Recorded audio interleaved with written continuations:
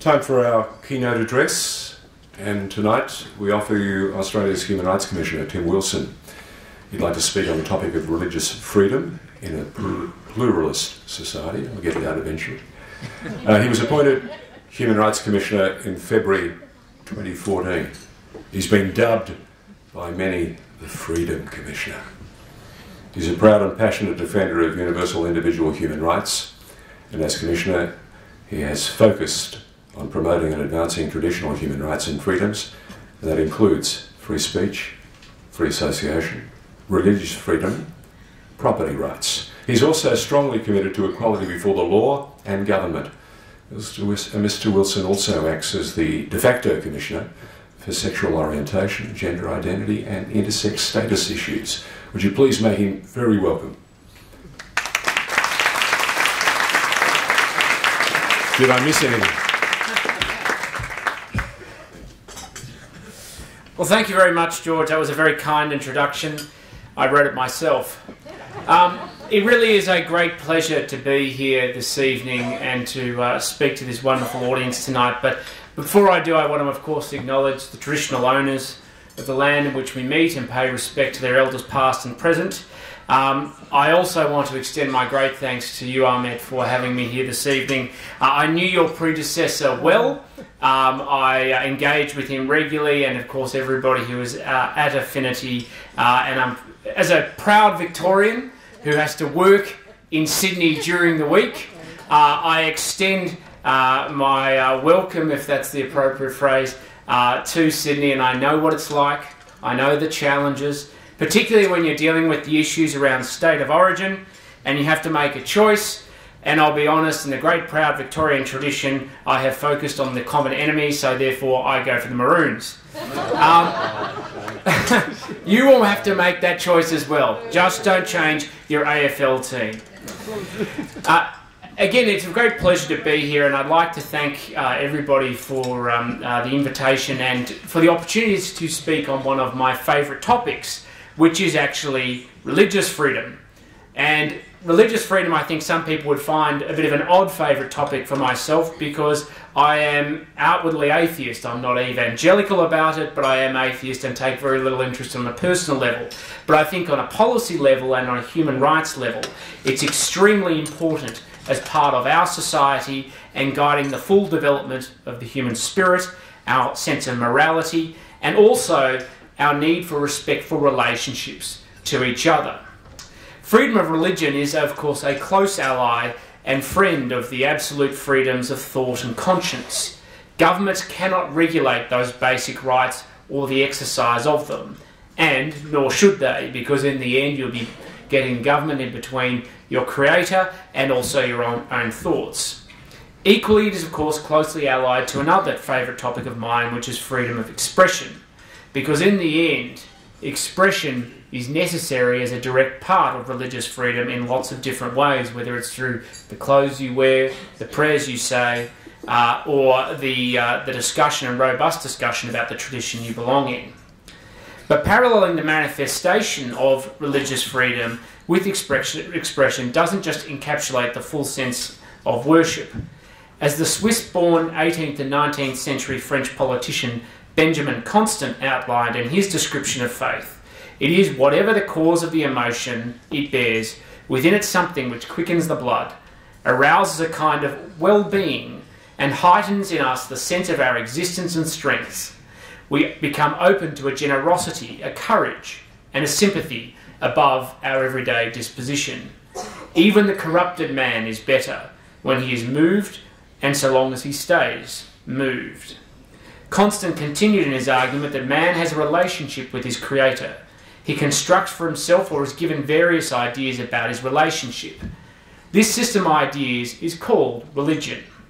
Each person's religion is therefore his opinion of his relationship to God. Each man's opinion being free, he may take up or not take up such a religion.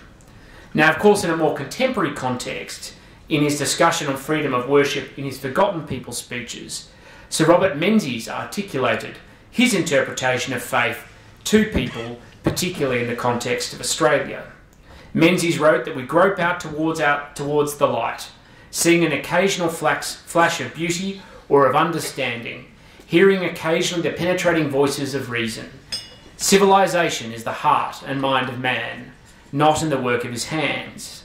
And in the heart of every man, whatever he may call himself, is that instinct to touch the unknown, to know what comes after, and to see the invisible.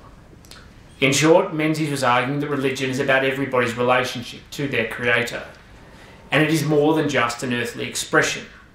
It has the potential to be the expression of an individual's purpose based on their relationship, their capacity to fulfill that purpose and the judgment they may receive as a consequence of their actions in a future life.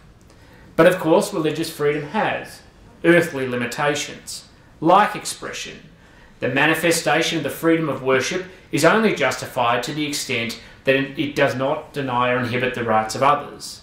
For example, it's uncontroversial that restrictions on the freedom of worship are justified if an ordinary crime is committed in the process. But even then, the nature of the human right of religion has sometimes been offered exemptions in otherwise illegal environments and practices for the purpose of spiritual observance. It was a point that I was reminded of recently during a reading related to the early 20th century failed experiment of prohibition in the United States. People may not recall that one of the prescribed exemptions for being able to purchase alcohol during that period was for the purpose of religious ceremonies, particularly for rabbis. Unsurprisingly, there was a very significant spike in the number of religious practitioners during that time. But it showed the importance and the challenge there always is between religious freedom and law, and how we have to make sure we accommodate religious freedom in law. The role of religion in Australia is particularly nuanced.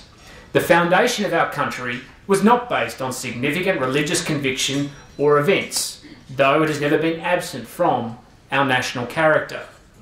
If you want to read the diversity of views about the role of religion in Australian society, I recommend consuming the Human Rights Commission's report into freedom of religion and belief in 21st century Australia from 2011.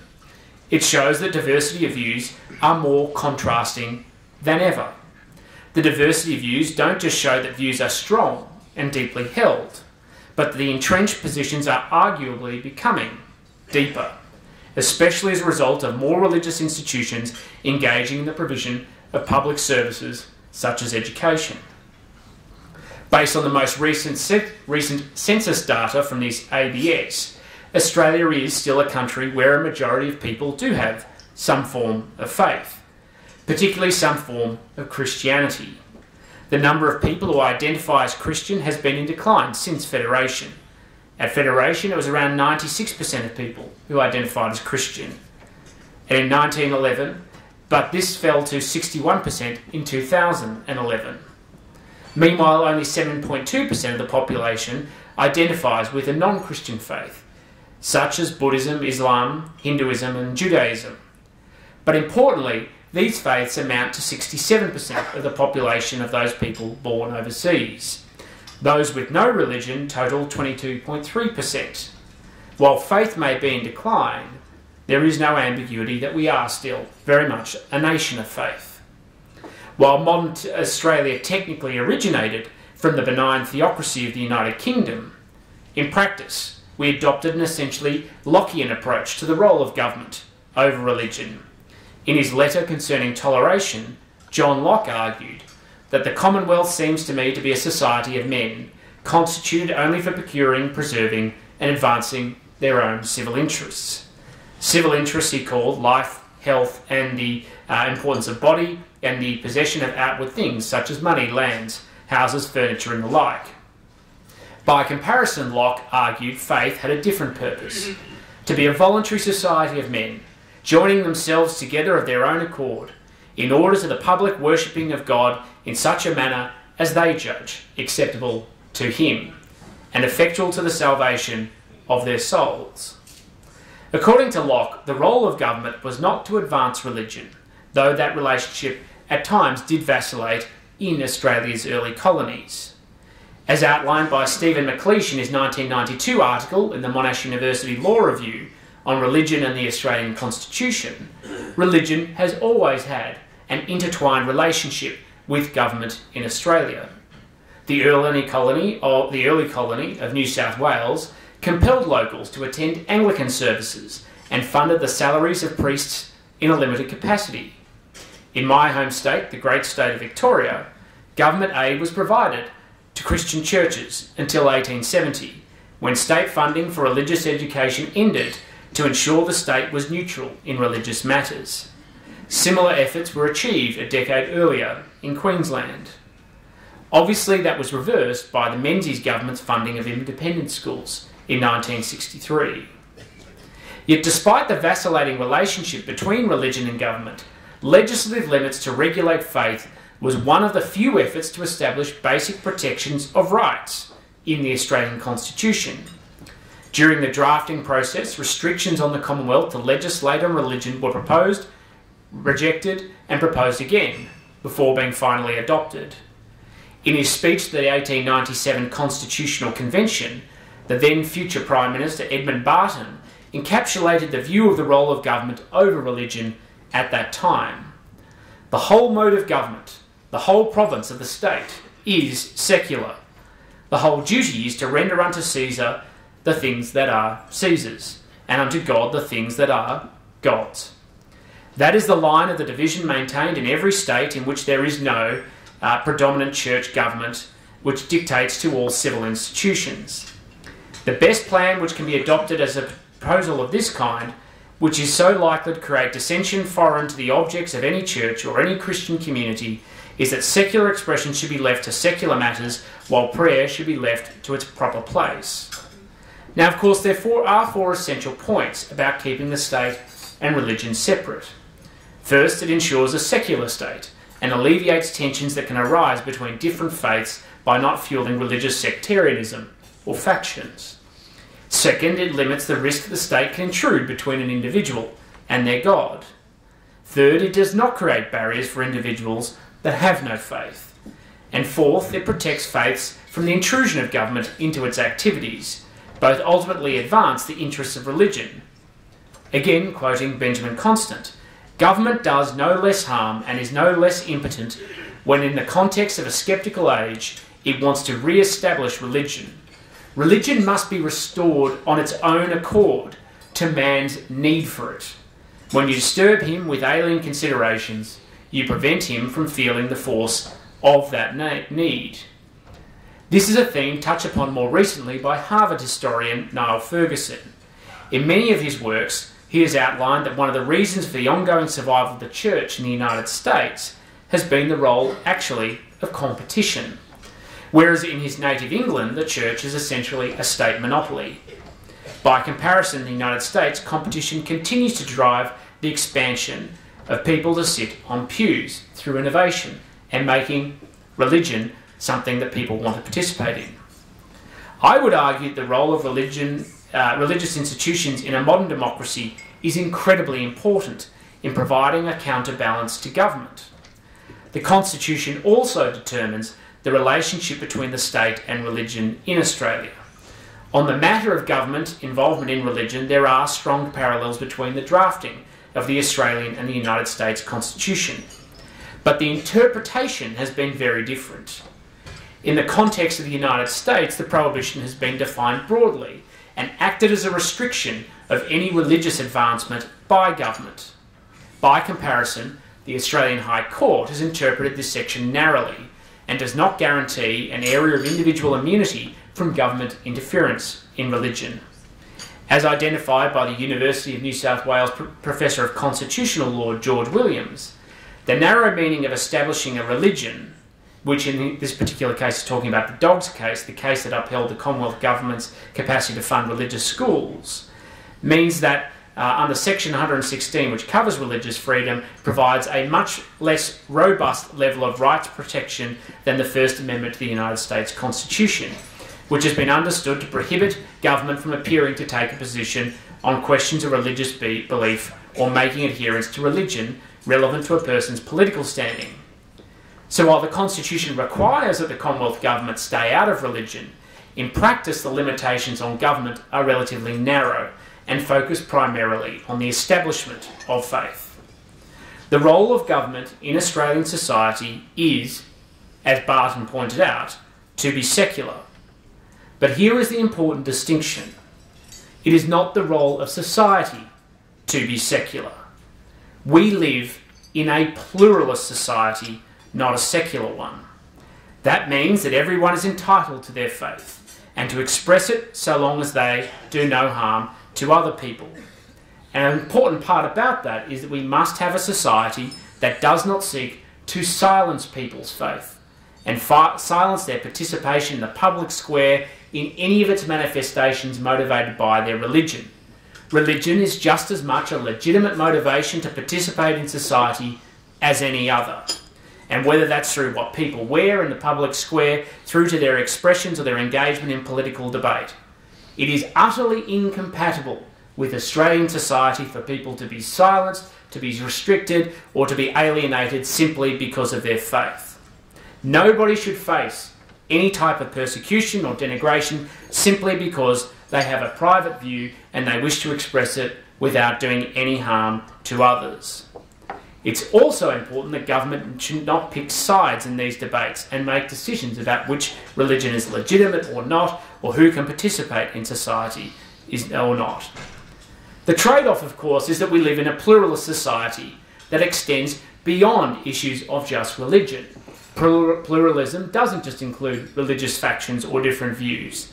It also involves people based on their ethnicity, on their gender, on their sexual orientation, or any other type of individual identity that people seek to choose. And the law must accommodate and respect those people as well. And equally, that everybody of faith must extend that same basic degree of respect and recognise everybody's common humanity and dignity as part of the compact we have with society if we want a degree of peace. Some of these issues are not straightforward, particularly when you look at the relationship between religion and different state institutions or non-state, non-government agencies funded by government. And in the second half of this year, one of my key roles as Human Rights Commissioner will be to establish a religious freedom roundtable to talk specifically with people of faith and people from religious communities and leaders about how we manage and balance those important tensions that exist within our society. And some of these debates are ones that I will invite, and some of them are coming whether people like them or not. Take, for instance, the current debate that exists in the United States and is coming even more forcefully in Australia around the nature of marriage and the laws that exist, and how much religious freedom is preserved or protected as part of any amendment to the law. I'm unambiguous in my view that I think the law should change. But in addition to that, I do not accept the principle that you cannot advance religious freedom, preserving and respect for religious freedom in the process, and go beyond just simple discussions like whether somebody like a rabbi or an imam or a priest should be required to marry a couple outside of their faith. I think you can have a much more detailed proposal which properly recognises the role of people to make sure that they do not act against their conscience in the provision of goods and services for different ceremonies which, rightly or wrongly, they may have a different view. But part of that requires religious communities engaging in discussion and recognising the common humanity of the people they disagree with. Respect does take on many forms, but if you want respect for yourself, it must also involve respect for others, even those you disagree with. Thank you.